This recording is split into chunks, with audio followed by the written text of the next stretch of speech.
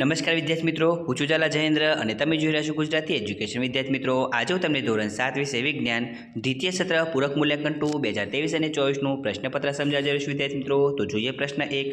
એની અંદર વિદ્યાર્થી મિત્રો વિકલ્પો આપેલા છે અને વિકલ્પો તમારે 8 માર્કના રહેશે. નંબર 1, હૃદયનો કયો ખંડ સૌપ્રથમ ઓક્સિજનયુક્ત રુધિર મેળવે છે? તો ડાબું કર્ણક. નંબર 2, કયા પ્રાણીઓમાં પરિવહન તંત્રનો અભાવ છે? વાદળી અને જરવ્યા. નંબર 3, હંસરાજમાં કયા પ્રકારનું અલિંગી પ્રજનન થાય છે? તો બીજાનું સર્જન. નંબર 4, કયું સજીવ અવખંડન પદ્ધતિ વડે અલિંગી પ્રજનન કરે છે?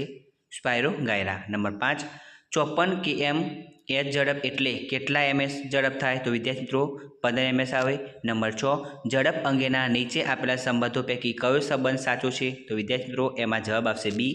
નંબર 7, ફ્યુઝ વિદ્યુત પ્રવાહની કઈ અસર પર કાર્ય કરે છે? તો ઉષ્મીય. નંબર 8, અંતર્ગોળ અરીસામાં ઘણે દૂર મૂકેલી વસ્તુનું કેવું પ્રતિબિંબ મળે છે? વાસ્તવિક અને નાનું.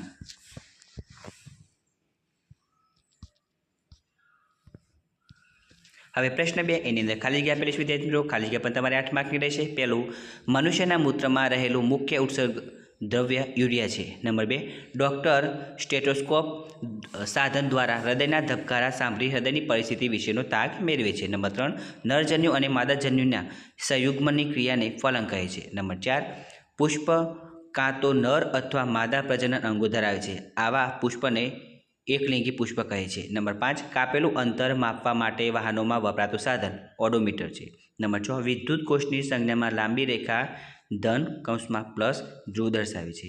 નંબર 7, વાસ્તવિક પ્રતિબિંબ હંમેશા ઉલટું હોય છે. નંબર 8, બહિર્ગોળ અરીસા વડે રચાતું પ્રતિબિંબ હંમેશા આભાસી અને નાનું હોય છે. પ્રશ્ન 3, નીચેના પ્રશ્ન માત્ર ઉત્તર લખો. પ્રશ્ન 3 તમારે 8 માર્કનો રહેશે. પહેલું, રુધિરનું પ્રવાહી માધ્યમ કયા નામથી ઓળખાય છે? રુધિર રસ. નંબર 2, રુધિરના ગાળણની પ્રક્રિયા કયા અવયવમાં થાય છે? મૂત્રપિંડ. નંબર 3, મ્યુકરમાં કયા પ્રકારનું અલિંગી પ્રજનન થાય છે? બીજાનું સર્જન. નંબર 4, વનસ્પતિમાં ફલન બાદ અંડાશયનો વિકાસ થઈ શું બને છે? ફળ. નંબર 5, ઝડપનો મૂળભૂત એકમ કયો છે? તો ms મીટર સેકન્ડ. નંબર 7, વિદ્યુત પ્રવાહની ચુંબકીય અસરોનો અભ્યાસ સૌપ્રથમ કયા વૈજ્ઞાનિકે કર્યો? ઓર્સ્ટેડ. નંબર 8, પ્રિઝમ વડે સૂર્યપ્રકાશનું 7 રંગોમાં છૂટા પડવું તે ઘટનાને શું કહે છે? પ્રકાશનું વિભાજન. હવે પ્રશ્ન 4, નીચેના પ્રશ્નના માગ્યા મુજબ ઉત્તર લખો. ગમે તે 4 લખવાના છે. વિદ્યાર્થી મિત્રો પ્રશ્ન 4 8 માર્કનો છે. પહેલું છે, મનુષ્યના ઉત્સર્જન તંત્રના 4 અવયવોના નામ લખો. મૂત્રપિંડ, મૂત્રવાહિની, મૂત્રાશય, મૂત્રમાર્ગ અને મૂત્રસિંદ્ર. નંબર 2, રુધિરના ઘટકોના 4 નામ લખો. રુધિર રસ, રક્તકણો, શ્વેતકણ, રુધિર કણિકાઓ.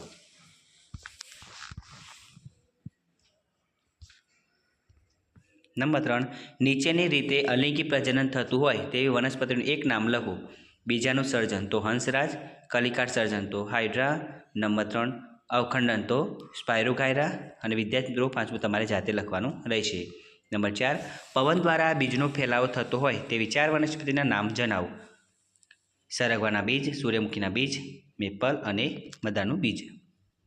હવે 5, જોડકા જોડો. એની અંદર વિદ્યાર્થી મિત્રો અંતર્ગોળ અરીસો એમાં બી આવશે, બહિર્ગોળ અરીસો એમાં સી આવશે અને બહિર્ગોળ લેસ એમાં એ આવશે. હવે પ્રશ્ન 5 નીચેના પ્રશ્ન માગ્યા મુજબ ઉત્તર લખો. પ્રશ્ન 5 આવશે તમારે 4 માર્કનો રહેશે. વિદ્યાર્થી મિત્રો અને તમે જોઈ શકો છો પ્રશ્નની આન્સર.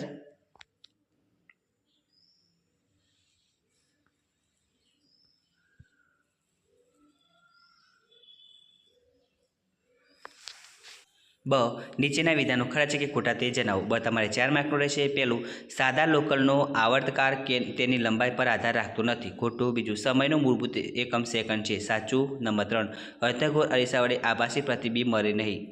ખોટું. નંબર 4, સ્કૂટરની હેડલાઇટના પરાવર્તક બહિર્ગોળ આકાર ધરાવે છે. તો ખોટું. તો વિદ્યાર્થી મિત્રો તમને મારી આ વિડીયો પસંદ આવ્યો હોય તો વિડીયોને લાઇક કરો, કમેન્ટ કરો, શેર કરો અને સબસ્ક્રાઈબ જરૂર કરો. ધન્યવાદ.